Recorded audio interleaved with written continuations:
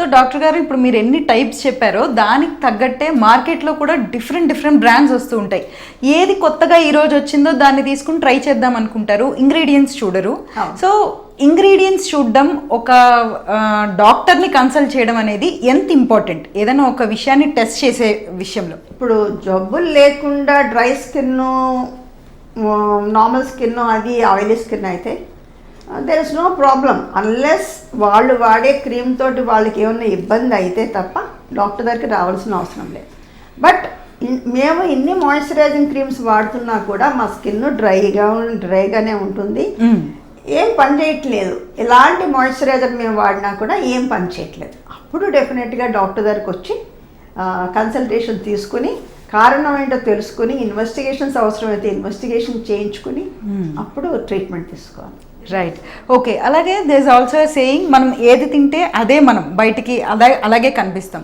So స్కిన్కి కూడా అదే వర్క్ అవుతుంది కదా. సో అంటే మనం ఏది ఫుడ్ తింటే అదే బయటికి రిఫ్లెక్ట్ అవుతుంది అనే మాటకి వాట్ ఈజ్ యువర్ టేక్? మీరు అన్నది రైట్ అండి. యాక్చువల్గా ఫుడ్ అనేది not only for the skin, it is essential for the whole body.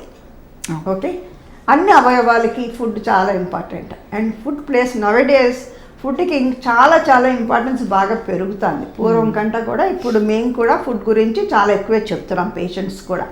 ఎందుకంటే ఇప్పుడు ఫుడ్లో కూడా రకరకాలు మేము యూజువల్గా divide them into inflammatory foods and non inflammatory foods. Okay, inflammatory foods అంటే ఈ non vegetarian stuff most of them they go into inflammatory ఫుడ్స్లోకి వెళ్తాయి. అవన్నీ వెజిటేరియన్, లీఫీ వెజిటబుల్స్, ఫ్రూట్స్ అవన్నీ కమ్ ఇంటూ నాన్ ఇన్ఫ్లమేటరీ వాటిలో. ఫర్ ద స్కిన్, స్కిన్నే కాదు overall body, ఇంకా స్కిన్ కూడా అదే అవసరం ఉంటుంది.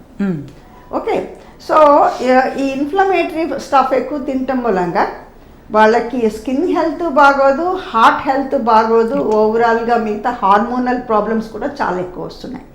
మన ఇండియాలో ఒబేసిటీ పెరిగిపోవడానికి గల కారణం ఈ ఫుడ్డే. ఒబేసిటీ అనేది ఇప్పుడు పెద్ద జబ్బు అయిపోయింది. మిగతా అన్ని జబ్బుల కంటా కూడా ఒబేసిటీ అనేది పెద్ద జబ్బు అయిపోయింది. ఒబేసిటీ మూలంగా skin problems, heart problems, hyper tension, diabetes, ఇలా ఎన్నో రకాల జబ్బులు.